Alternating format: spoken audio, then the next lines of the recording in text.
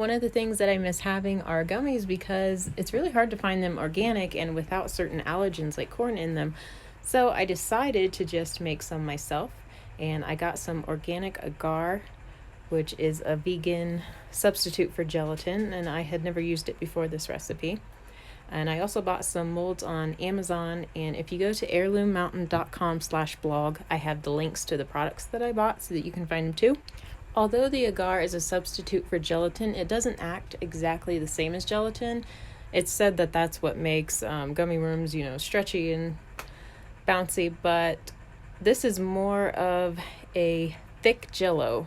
Instead of stretching, they break. And so if you cut the amount of agar in this recipe in half, you can make jello molds instead with it. It's still good, but with the recipe, I've tried 3 of them, and no matter how much sugar or lemon I add into the recipe, the agar does cut it. Somehow it absorbs some of the flavor. So I found that the best way to make these taste really good is to dip them after they've completely set. Dip the candies in lemonade and then cover them in sugar.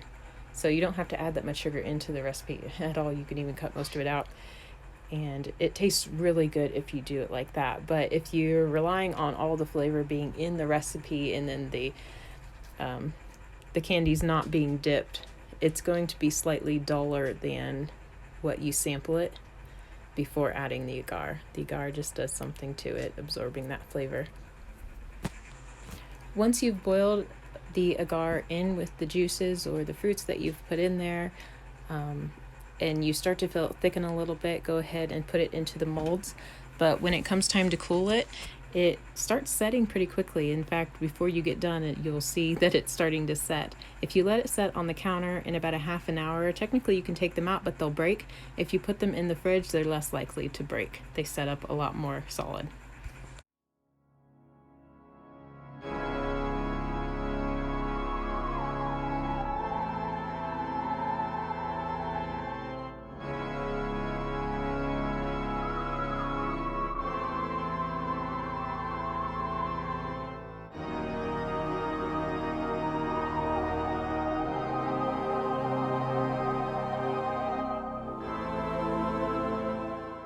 Well, I hope you liked the recipe. Let me know in the comments how it worked out for you and if you made any changes.